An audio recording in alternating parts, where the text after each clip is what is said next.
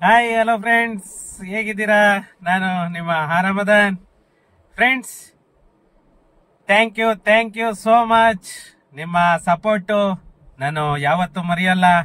ಯಾಕಂದ್ರೆ ನಿಮ್ಮ ಅಭಿಮಾನ ನನ್ನ ಮೇಲೆ ತೋರಿಸ್ತಾ ಇರೋದಕ್ಕೆ ತುಂಬಾನೇ ಖುಷಿ ಆಗುತ್ತೆ. ನಾನು ಯಾವತ್ತಿಗೂ ನಿಮ್ಮ ಅಭಿಮಾನಕ್ಕೆ ಚಿರಋಣಿಯಾಗಿರ್ತೇನೆ.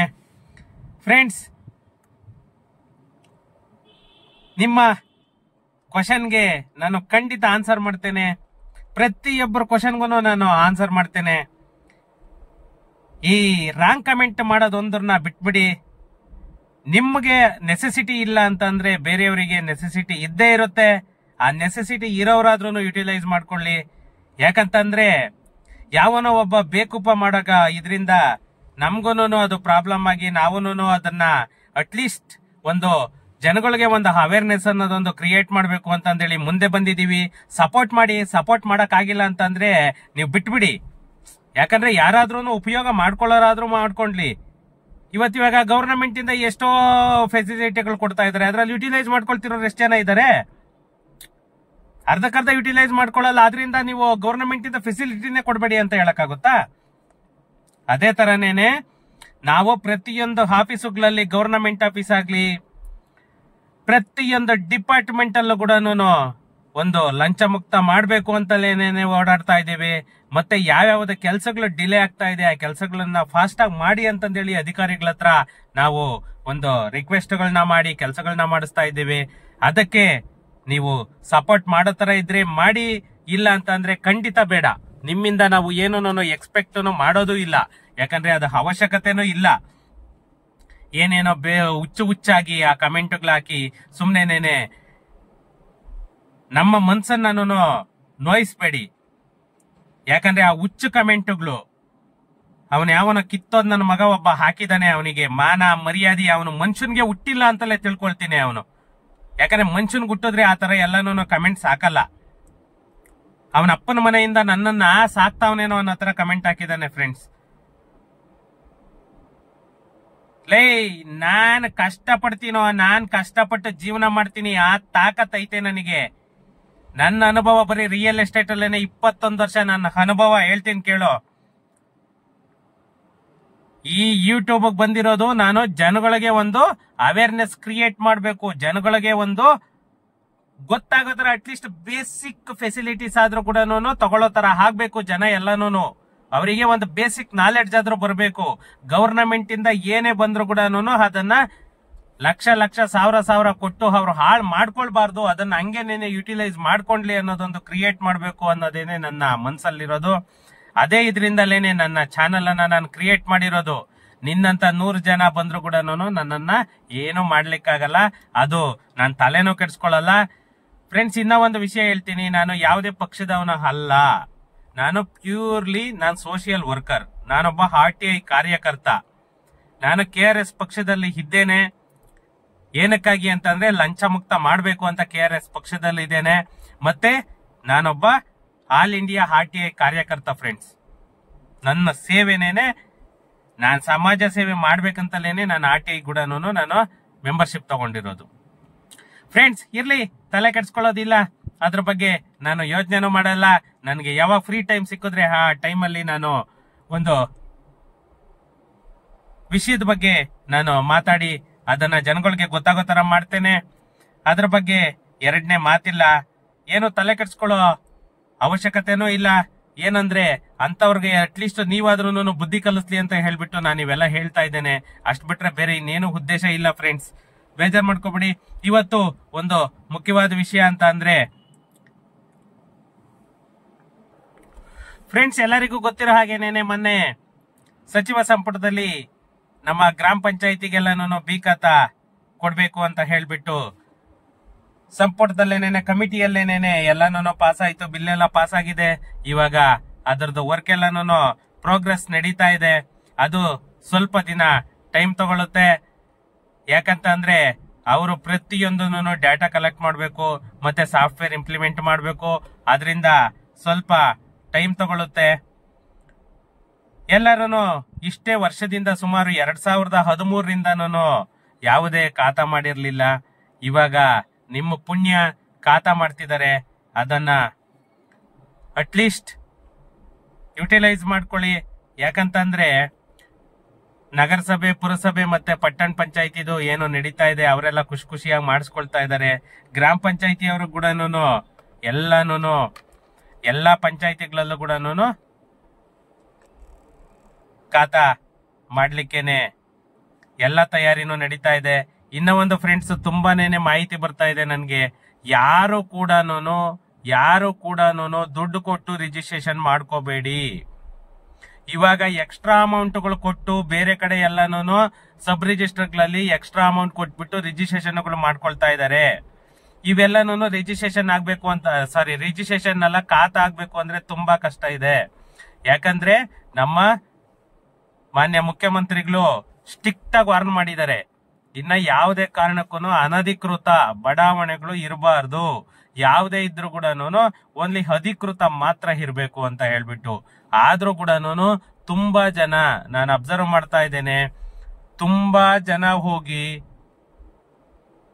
ಎಲ್ಲಾ ಕಡೆಗೂ ರಿಜಿಸ್ಟ್ರೇಷನ್ ಮಾಡ್ಕೊಳ್ತಾ ಇದ್ದಾರೆ. ಇಲ್ಲಿ ವಿಜಯನಗರ ಅಂತನೂ ವಿಜಯನಗರ ಸಬ್ ರಿಜಿಸ್ಟರ್ಗೆ ಸ್ವಲ್ಪನೂ ಮಾನ ಮರ್ಯಾದೆನೇ ಇಲ್ಲ ಅವರಿಗೆ, ಲೇಡಿಗೆ. ದುಡ್ಡುಗಳು ತಗೊಳ್ತಾ ಇದ್ದಾರೆ, ಮಾಡ್ತಾ ಇದ್ದಾರೆ, ದುಡ್ಡುಗಳು ತಗೊಳ್ತಾ ಇದ್ದಾರೆ, ಮಾಡ್ತಾ ಇದ್ದಾರೆ. ನಮ್ಮ ಕರ್ನಾಟಕ ಸರ್ಕಾರ ಅಂತೂ ಎಚ್ಚೆತ್ಕೊಳ್ಳಲ್ಲ ಬಿಡಿ. ನಮ್ಮ ಕಮಿಷನರ್ ಸಾಹೇಬ್ರು, ನಮ್ಮ ನೋಂದಣಿ ಮತ್ತೆ ಮುದ್ರಾಂಕ ಇಲಾಖೆ ಕಮಿಷನರ್ ಸಾಹೇಬ್ರು ದಯಾನಂದ್ ಅವರು ಏನು ಇನ್ಸ್ಟ್ರಕ್ಷನ್ ಕೊಟ್ಟರು ಕೂಡ ಸರ್ಕ್ಯುಲರ್ ಇಶ್ಯೂ ಮಾಡಿದ್ದಾರೆ. ಏನೇ ಸರ್ಕ್ಯುಲರ್ ಇಶ್ಯೂ ಮಾಡಿದ್ರು ಕೂಡ, ಏನೇ ಇದ್ ಮಾಡಿದ್ರು ಕೂಡ ಡಿಜಿಟಲ್ ಖಾತಾ ಇಲ್ದೆ, ಈ ಖಾತಾ ಇಲ್ದೆ ಯಾವುದೇ ಕಾರಣಕ್ಕೂ ರಿಜಿಸ್ಟ್ರೇಷನ್ ಮಾಡ್ಕೋಬೇಡಿ. ರಿಜಿಸ್ಟ್ರೇಷನ್ ಮಾಡ್ಕೊಂಡ್ರಿ ಅಂತಂದ್ರೆ ನಾಳೆ ಪಶ್ಚಾತ್ತಾಪ ನೀವೇ ಪಡ್ತೀರಾ, ಹೇಳ್ತೀನಿ ಕೇಳಿ. ಯಾಕಂದ್ರೆ ಎಷ್ಟೋ ಡೆವಲಪರ್ಗಳು ನಿಮ್ಮ ಹತ್ರ ಸುಳ್ಳುಗಳನ್ನೆಲ್ಲಾನು ಹೇಳ್ಬಿಟ್ಟು ದುಡ್ಡುಗಳು ತಗೊಳ್ತಾರೆ. ಯಾರು ಅದನ್ನ ಲೀಗಲ್ ಆಗಿ ನಿಮಗೆ ರಿಜಿಸ್ಟ್ರೇಷನ್ ಮಾಡ್ಕೊಡಕ್ ಆಗಲ್ಲ. ರಿಜಿಸ್ಟ್ರೇಷನ್ ಮಾಡ್ಕೊಟ್ರು ಕೂಡ ನಿಮ್ಗೆ ಸಬ್ ರಿಜಿಸ್ಟರ್ ಅಲ್ಲಿ ರಿಜಿಸ್ಟ್ರೇಷನ್ ಮಾಡ್ತಾರೆ. ರಿಜಿಸ್ಟ್ರೇಷನ್ ಮಾಡಿದ್ರು ಕೂಡ ನಿಮ್ಗೆ ಖಾತೆ ಆಗಲ್ಲ. ಯಾಕಂದ್ರೆ ಸಿದ್ದರಾಮಣ್ಣ ಅವರು ಸೆಪ್ಟೆಂಬರ್ 10ನೇ ತಾರೀಕು ಸೆಪ್ಟೆಂಬರ್ 2024ನೇ ಇಸ್ವಿ ಒಳಗಡೆ ಯಾವ್ದು ಡೀಡ್ ಆಗಿದೆ ಅವಕ್ಕೆ ಮಾತ್ರನೇನೆ ಖಾತಾ ಮಾಡ್ಬೇಕು ಅಂತ ಇದ್ ಮಾಡಿದ್ದಾರೆ. ಅದರಲ್ಲಿ ಇನ್ನ ಒಂದು ನನ್ನ ಕಡೆಯಿಂದ ಒಂದೇ ಒಂದು ಕರೆಕ್ಷನ್ ಏನಂತಂದ್ರೆ, ಮಾನ್ಯ ಮುಖ್ಯಮಂತ್ರಿಗಳು ಸಿದ್ದರಾಮಣ್ಣ ಅವರಿಗೆ ನನ್ನ ಕಡೆಯಿಂದ ಹೇಳೋದೇನಂದ್ರೆ, ನೀವು ಸ್ಲ್ಯಾಬ್ ವೈಸ್ ಮಾಡಿದೀರಾ. ಆ ಸ್ಲ್ಯಾಬ್ ವೈಸ್ ಮಾಡಿರೋದು ಯಾಕಂತಂದ್ರೆ ಡೇಟ್ ವೈಸ್ ಸುಮಾರು ಇದೆ. ಅಕ್ಟೋಬರ್ 31ನೇ ತಾರೀಕುವರೆಗೂ ನೀವು ಸ್ಲ್ಯಾಬ್ ವೈಸ್ ಮಾಡಿದೀರಾ. ಅದನ್ನ ಸ್ವಲ್ಪ ಕ್ರಾಸ್ ವೆರಿಫೈ ಮಾಡಿಸ್ಬಿಟ್ಟು ಅಟ್ಲೀಸ್ಟ್ ಸೆಪ್ಟೆಂಬರ್ 31ನೇ ತಾರೀಕುವರೆಗೂ ಮಂತ್ ಎಂಡ್ ವರ್ಗು ನೀವು ಯಾವ್ಯಾವ್ದು ಡೀಡ್ ಆಗಿದೆ ಅವಕ್ಕೆಲ್ಲನೂ ಖಾತಾ ಇಶ್ಯೂ ಮಾಡೋದಕ್ಕೆ ಸ್ವಲ್ಪ ಇದ್ ಮಾಡಿ. ನಾನೇನೇನೆ ಇವಾಗ ಒಂದು ಫೋಟೋ ಹಾಕ್ತೀನಿ ನೋಡಿ, ನಿಮ್ಮಿದ್ರಲ್ಲೇನೆ ವೆಬ್ಸೈಟ್ ಅಲ್ಲೇ ಇದೆ, BBMP ಈ ಆಸ್ತಿ ವೆಬ್ಸೈಟ್ ಅಲ್ಲೇನೆ ಇದೆ. ನೀವು ಎಲ್ಲೆಲ್ಲಿ ಕೊಪ್ಪಳ ಆ ಕಡೆ ಎಲ್ಲಾನು ಸುಮಾರು ಸೆಪ್ಟೆಂಬರ್ 16ನೇ ತಾರೀಕು ಕೂಡ ಆಗಿದೆ, ಸೆಪ್ಟೆಂಬರ್ 23ನೇ ತಾರೀಕು ಆಗಿದೆ ರಿಜಿಸ್ಟ್ರೇಷನ್ಸ್. ಅವೆಲ್ಲನೂ ಖಾತಾ ಹೆಂಗ್ ಮಾಡ್ಕೊಳ್ಳೋದು? ಇದು ಒಂದು ಎಫೆಕ್ಟ್ ಹೊಡಿತಾ ಇದೆ. ಇದಕ್ಕೆ ಒಂದು ದಾರಿನ ತೋರಿಸ್ಬೇಕು ಸರ್ಕಾರ. ಮತ್ತೆ ನಮ್ಮ ಕರ್ನಾಟಕ ರಾಜ್ಯದಾದ್ಯಂತ ಏನು ಸುಮಾರು ನನಗೆ ಗೊತ್ತಿರೋ ತರ 96 ಲಕ್ಷದಿಂದ 98 ಲಕ್ಷ ಪ್ರಾಪರ್ಟಿಗಳು ಖಾತಾ ಆಗೋದಿದೆ. ಅಂದ್ರೆ ನಿಯರ್ ಬೈ 1 crore ಪ್ರಾಪರ್ಟೀಸ್. ಗ್ರಾಮ ಪಂಚಾಯಿತಿಯಲ್ಲಿ ಸುಮಾರು 1 ಕೋಟಿ ಹತ್ತತ್ರ 1 ಕೋಟಿ ಪ್ರಾಪರ್ಟಿ. ಯಾಕಂದ್ರೆ ಇಲ್ಲಿವರೆಗೂ 2013ರಿಂದ ಇಲ್ಲಿವರೆಗೂ ಯಾವುದೇ ಪ್ರಾಪರ್ಟಿಗೂ ಟ್ಯಾಕ್ಸ್ ತಗೊಂಡಿಲ್ಲ, ಖಾತಾ ಮಾಡಿಲ್ಲ. ಅಂತದ್ದು ಸುಮಾರು 1 ಕೋಟಿ ಪ್ರಾಪರ್ಟಿವರೆಗೂ ಪೆಂಡಿಂಗ್ ಇದೆ. 1 ಕೋಟಿ ಪ್ರಾಪರ್ಟಿಗಳದ್ದು ಇವರು ಡಾಟಾ ಕಲೆಕ್ಟ್ ಮಾಡಬೇಕು, ಸಾಫ್ಟ್ವೇರ್ ಇಂಪ್ಲಿಮೆಂಟ್ ಮಾಡಬೇಕು. ಇಷ್ಟೆಲ್ಲ ಮಾಡಿದ್ದ ಆದ್ಮೇಲೆನೆ ಪಂಚಾಯತಿ ಖಾತಾ ಅನ್ನೋದು ಮಾಡೋದಕ್ಕೆ ಸ್ಟಾರ್ಟ್ ಮಾಡ್ತಿದ್ದಾರೆ. ಮತ್ತೆ ಇನ್ನು ಸುಮಾರು ಒಂದು ಇನ್ಫಾರ್ಮೇಶನ್ ಬರ್ತಾ ಇದೆ, ಸುಮಾರು ಪಂಚಾಯತಿಗಳಲ್ಲಿ ಅಮೌಂಟ್ ಮತ್ತೆ ಡಾಕ್ಯುಮೆಂಟ್ ಅನ್ನ ಕಲೆಕ್ಟ್ ಮಾಡ್ತಿದ್ದಾರೆ ಅಂತ ಹೇಳ್ಬಿಟ್ಟು. ಅಮೌಂಟ್ ಮತ್ತೆ ಡಾಕ್ಯುಮೆಂಟ್ ಅನ್ನ ಕಲೆಕ್ಟ್ ಮಾಡ್ತಾ ಇರೋ ಪಂಚಾಯತಿಗಳಲ್ಲಿ ಯಾರು ಕೂಡ ಕೊಡೋದಕ್ಕೆ ಹೋಗ್ಬೇಡಿ,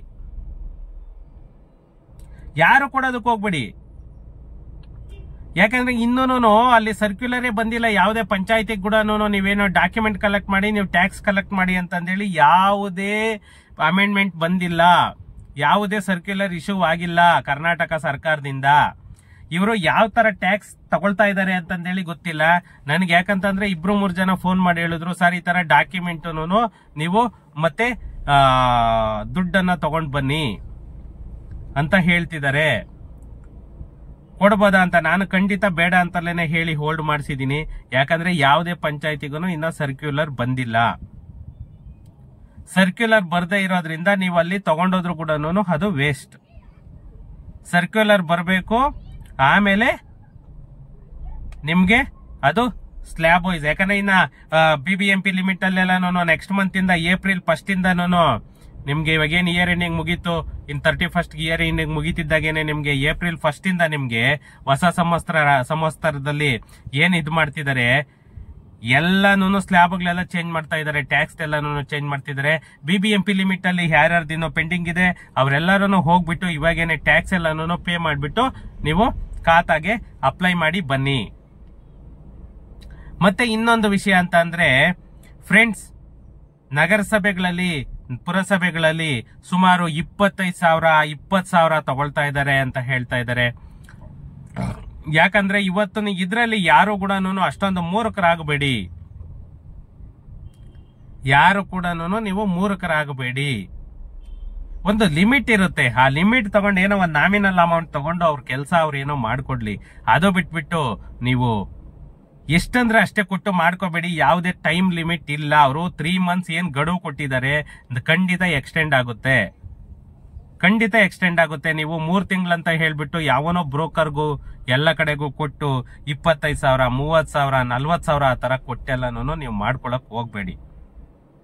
ಆ ತರ ಕೊಟ್ಟು ಮಾಡ್ಕೊಂಡ್ರೆ ನಿಮ್ಗೇನೆ ಲಾಸು. ಇದೆಲ್ಲನೂ ತಿಂಗಳು 2 ತಿಂಗಳಲ್ಲಿ ಮಾಡಕ್ ಆಗಲ್ಲ ಫ್ರೆಂಡ್ಸ್. ಯಾಕಂದ್ರೆ ತುಂಬಾ ಸೈಟ್ಸ್, ತುಂಬಾ ಮನೆಗಳು, ತುಂಬಾ ಜಾಗಗಳಿದೆ. ಅವೆಲ್ಲಕ್ಕೂ ಖಾತಾ ಇಶ್ಯೂ ಮಾಡ್ಬೇಕು ಅಂತಂದ್ರೆ ತುಂಬಾ ಟೈಮ್ ತಗೊಳುತ್ತೆ. ಇವಾಗ ಇದು ಪಂಚಾಯತ್ ಇದೇನೆ, ನನಗ್ ಗೊತ್ತಿರೋ ತರ ನಿಯರ್ಲಿ 1 crore ಪ್ರಾಪರ್ಟೀಸ್ ಇದೆ. ಅಷ್ಟಕ್ಕೆ ಇಶ್ಯೂ ಮಾಡ್ಬೇಕಂದ್ರೆ 2-3 ತಿಂಗಳಲ್ಲಿ ಆಗುತ್ತಾ? ಸಿದ್ದರಾಮಣ್ಣ ಅವ್ರು ಹೇಳ್ತಾರೆ ಅಧಿಕಾರಿಗಳಿಗೆ, ಯಾಕಂದ್ರೆ ಅಧಿಕಾರಿಗಳ ಬಗ್ಗೆ ಗೊತ್ತಲ್ಲ ನಿಮ್ಗೆ. ಒಂದೊಂದು ಡಾಕ್ಯುಮೆಂಟ್ ಮಾಡ್ಬೇಕು ಅಂತಂದ್ರೆ 6 ತಿಂಗಳು ವರ್ಷ ತಗೊಳ್ತಾರೆ. ಅದಕ್ಕೋಸ್ಕರನೇ ಅವರು 3 ತಿಂಗಳಲ್ಲಿ ಮಾಡಿ ಅಂತ ಹೇಳ್ತಾ ಇರೋದು. ನಮ್ಮ ಅಧಿಕಾರಿಗಳು ಮಾಡಿರು ಅದಾಯ್ತು. ಏನಕ್ಕೆ ಅಷ್ಟೆಲ್ಲಾನು ಇದ್ ಮಾಡ್ಕೊಳ್ತಾರೆ? ಅವರೆಲ್ಲಾನು ಅಷ್ಟೆಲ್ಲಾನು ರಿಸ್ಕ್ ತಗೊಳ್ಳೋ ಇದು ಇಲ್ಲ ಬನ್ನಿ. ಯಾಕಂದ್ರೆ ಅಲ್ಲಿ ಸಿದ್ದರಾಮಣ್ಣ ಅವ್ರಾಗ್ಬೋದು, DCM ಸಾಹೇಬ್ರಾಗ್ಬೋದು, ರೆವೆನ್ಯೂ ಮಿನಿಸ್ಟರ್ ಆಗ್ಬೋದು, ಅಲ್ಲಿ ಹೇಳ್ತಾ ಇದ್ರೆ ಇಲ್ಲಿ ಕೇಳ್ತಾರೆ, ಇಲ್ಲಿ ಬಿಡ್ತಾರೆ ಅಷ್ಟೇನೇನೆ. ಅವ್ರು ಅಷ್ಟು ಡೀಪ್ ಆಗಿ ಏನು ಹೋಗಲ್ಲ. ಯಾಕಂದ್ರೆ ಎಷ್ಟೋ MLAಗಳೇನೇನೆ, ಎಷ್ಟೋ ಕಾರ್ಪೊರೇಟರ್ಗಳೇನೆ ಅಭಿಯಾನಗಳು ಮಾಡ್ತಾ ಇದ್ದಾರೆ. ನಿಜವಾಗೂ ತುಂಬಾನೇ ಒಳ್ಳೆ ಕೆಲಸ ಅದಾಗ್ತಾ ಇರೋದು. ಇಲ್ಲ ಅಂತಂದ್ರೆ ಜನ 6 ತಿಂಗಳಲ್ಲ ವರ್ಷ ಆಗ್ಲಿ ಅವರು ತಲೆನೂ ಕೆಡ್ಸ್ಕೊಳ್ಳಲ್ಲ.